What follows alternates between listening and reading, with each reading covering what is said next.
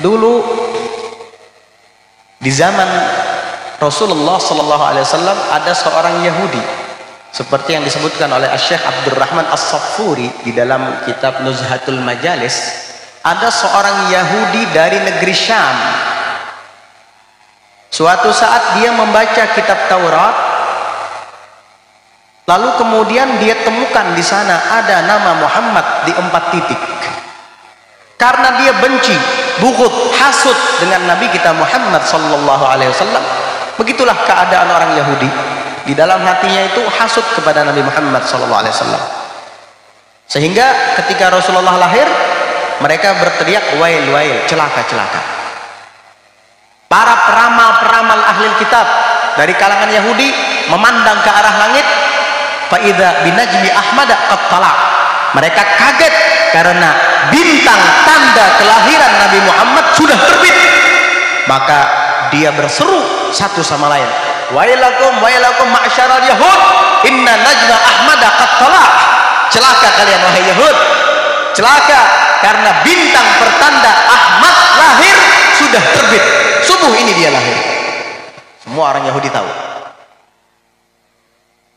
Yang keberatan ketika Nabi lahir itu Yahudi. Orang Islam semua gembira. Bahkan Abu Lahab yang orang kafir ikut gembira. Ini Yahudi nggak senang karena mereka hasud. Maksud mereka Nabi yang akan muncul di akhir zaman dari kalangan mereka. Tapi Allah berkehendak lain. Akhirnya Allah pilih dari kalangan orang Arab, dari suku Quraisy. Lahirlah Nabi kita Muhammad SAW dari 2 orang tua yang mulia, Abdullah bin Abdul Muttalib dan Aminah binti Wahab Sallallahu Alaihi Wasallam. Jadi kalau sekarang ini ada orang yang tidak senang dengan acara Maulidan menyambut lahirnya Nabi, ya mungkin ada darah Yahudinya mungkin ya. Na'udzubillah. Iya. Jadi si Yahudi tadi ketika membaca ada nama Muhammad di 4 titik, dia marah, dia dihapus sama dia. Begitulah keadaan ahlul kitab, berani mengotak-atik kitabnya sendiri yang dianggap muqaddas, suci dan mulia di mata mereka. Berani lancang mengotak-atik sampai nama Nabi Muhammad dihapus oleh dia. Berani mendistorsikan kitab-kitab mereka sehingga Al-Quran menyinggung tentang mereka, tentang kelancangan mereka. Yuharrifunal kalima an mawadhi'ih. Mereka itu lancang, berani mengotak-atik dan mendistorsikan kalimat-kalimat di dalam kitab Taurat mereka, di dalam kitab-kitab Nabi mereka, dirubah. Makanya yang utuh dan tidak pernah ada mengalami perubahan sampai sekarang hanya satu mukjizat Nabi yang terbesar, yaitu Al-Quranul Karim. Inna nahnu nazzalna dzikra wa inna lahu lahafizun. Kami yang turunkan peringatan Al-Quran itu, kata Allah, dan kami yang memeliharanya. Karena siapa? Karena Nabi Muhammad sallallahu alaihi wasallam. Ketika Allah menurunkan kitab Taurat kepada Nabi Musa, Allah tidak memuji zatnya. Ketika Allah menurunkan kitab Injil kepada Nabi Isa, Zabur kepada Nabi Daud, Allah tidak memuji zatnya.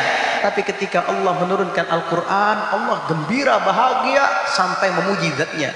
Alhamdulillahilladzi anzala ala abdihi kitaba walam yaj'al lahu iwaja. Allah memuji zatnya. Alhamdulillah. Siapa yang mengatakan Alhamdulillah? Allah sendiri.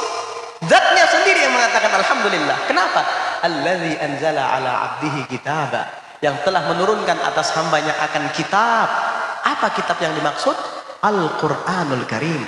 Senang Allah Ta'ala ketika menurunkan Al-Quran kepada Nabinya Muhammad SAW. Sehingga mukjizat Nabi yang sampai sekarang masih ada adalah Al-Quran. Alhamdulillah kita jadi umat Nabi Muhammad. Punya Nabi-Nabi yang paling baik dan paling mulia, paling agung. Punya kitab-kitab yang paling suci dan aman terpelihara daripada tangan-tangan jahil. Alhamdulillah. Jadi si Yahudi tadi dihapus nama Nabi Muhammad.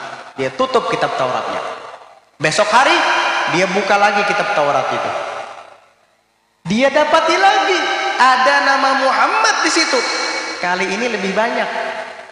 Hari kemarin cuma 4, sekarang 8. Di 8 titik nama Nabi Muhammad disebut.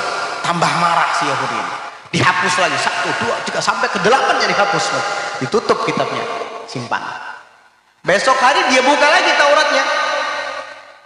Betapa terkejutnya, dia dapati lagi ada nama Nabi Muhammad tertulis jauh lebih banyak jumlahnya dibandingkan hari kemarin dan hari sebelumnya.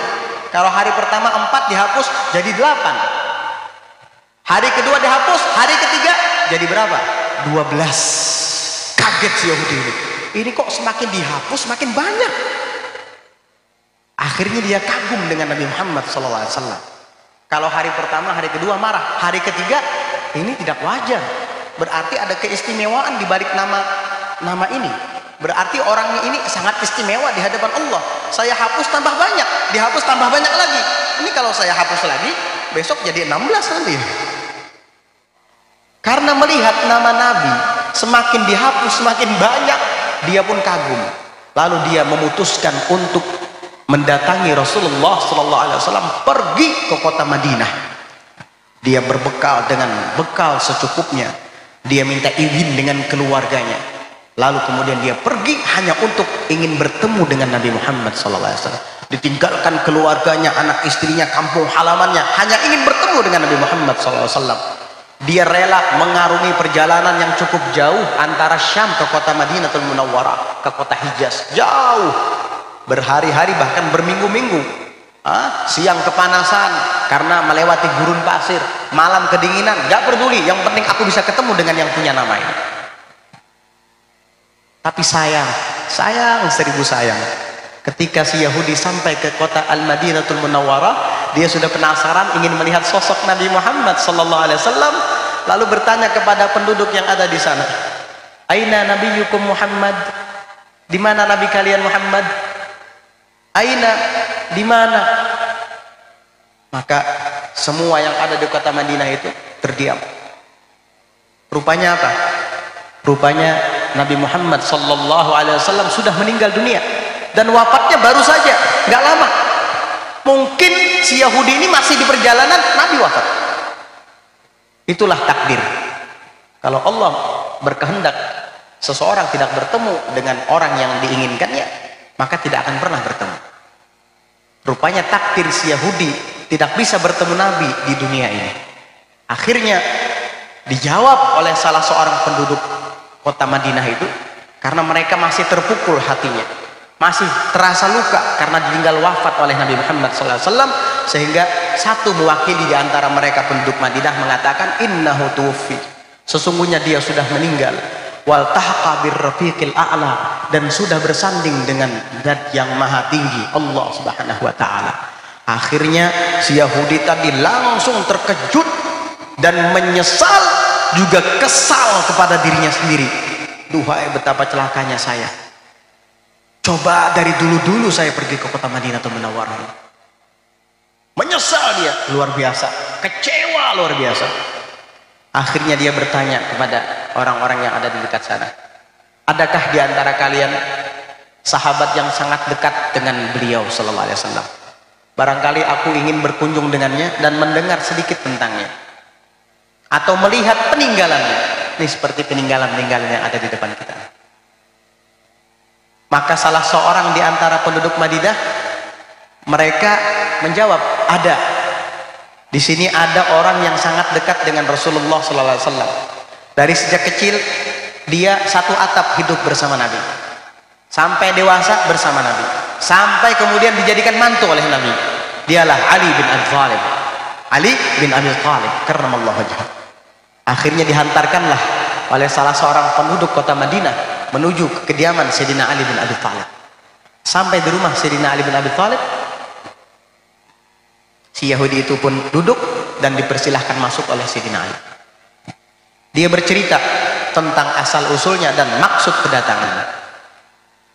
Saya dari kota Syam pergi ke kota Madinah hanya ingin bertemu dengan Rasulullah SAW, hanya ingin melihat orang yang bernama Muhammad. Tapi sangat saya sesalkan, saya kecewa, beliau sudah wafat, dan wafatnya baru saja lagi. Mungkin aku masih di perjalanan beliau wafat. Sayyidina Ali menjelaskan, iya memang betul, beliau sudah wafat. Yaitu saya menyesal, kenapa nggak dari dulu saya berangkat. Makanya saya datang ke sini ingin melihat barang peninggalannya, tidak bisa melihat orangnya. setidaknya bisa melihat bekas dan kesan peninggalannya. Kebetulan Sayyidina Ali bin Abi Thalib menyimpan jubah Nabi Muhammad SAW. Apa mungkin kayak gitu jubahnya, wallahu a'lam. Yang jelas Sayyidina Ali menyimpan jubah Nabi Muhammad SAW. Maka Sayyidina Ali pun pergi masuk ke dalam kamarnya untuk mengambilkan jubah peninggalan Nabi Muhammad SAW. Ketika diambilkan oleh Sayyidina Ali bin Abi Thalib, jubah itu diberikanlah kepada si Yahudi. Hadhihi jubbatu Rasulillah SAW. Ini adalah jubah Rasulullah SAW. Ketika mendengar jubah Nabi yang ada di tangan Sayyidina Ali, lalu kemudian diserahkan Sayyidina Ali kepadanya, maka si Yahudi itu langsung mengambil jubah itu dan menciuminya sepuas-puasnya dan memeluknya seolah ia tidak ingin melepaskan jubah itu. Sambil air mata berlinang menangis, dia peluk sambil nangis begini. Tidak bisa dia membendung air mata. Dia peluk, akhirnya tanpa basa-basi dengan fasih dia mengucapkan asyhadu an la ilaha illallah wa asyhadu anna Muhammadar Rasulullah. Masuk Islam Yahudi tadi. Subhanallah. Tidak pernah melihat Nabi, apalagi mendengarkan ucapannya, apalagi mendengarkan nasihatnya. Baru melihat jubahnya sudah dapat hidayah, sudah langsung memeluk agama Islam. Akhirnya Yahudi itu berkata kepada Sayyidina Ali, arini farah, perlihatkan kepada saya di mana pusaranya. Saya mau ke sana, saya mau berziarah ke sana. Digandeng oleh Sayyidina Ali. Engkau adalah saudaraku sekarang. Engkau saudaraku, kata Sayyidina Ali. Engkau sudah resmi jadi orang Islam.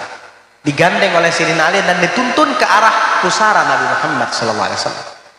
Ketika dia sampai ke makam Nabi, dia langsung bersungkur di makam itu. Lalu kemudian berdiri dan mengucap salam kepada Nabi. Assalamualaikum ya Rasulullah. Assalamualaikum ya Nabi Allah. Assalamualaikum ya Habiballah. Sambil menangis dia ucapkan salam itu kepada Nabi Muhammad SAW. Setelah itu dia berdoa seperti kita juga. Setelah ziarah kan biasanya berdoa. Dia berdoa sambil memandang ke atas dan berkata, Allahumma in sahha islami wa qabiltah. Ya Allah, jika keislaman saya ini sudah sah dan engkau terima, faqbidni ilaik, cabut nyawa saya. Fakharra mayyita. Setelah dia mengucapkan doa itu, langsung Allah kabulkan doanya, langsung jatuh dalam keadaan tidak bernyawa lagi. Radhiyallahu anhu. Apa maksud hatinya? Jadi minta dimatikan kepada Allah Ta'ala saat itu juga, karena ingin melihat Nabi Muhammad SAW. Di dunia tidak bisa melihat Nabi Muhammad. Setidaknya di alam barzakh aku bisa melihat Nabi Muhammad SAW. Orang Yahudi rindu kepada Nabi, masuk Islam.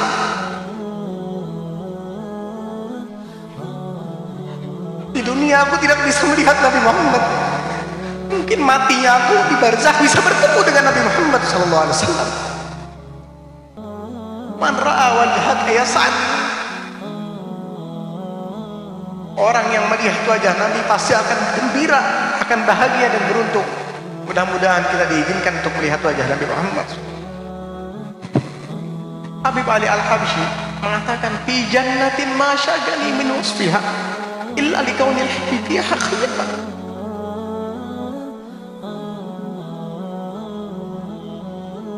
Kata Al-Habib Ali Al-Habsyi, di surga itu yang membuat aku rindu bukan keadaannya, bukan sifat-sifatnya, bukan keindahannya, bukan pemandangannya yang sejuk atau bidadarinya, bukan itu yang membuat aku rindu ingin masuk surga, bukan.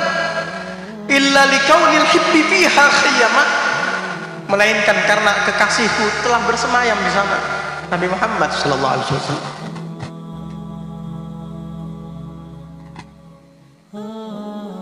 Luar biasa.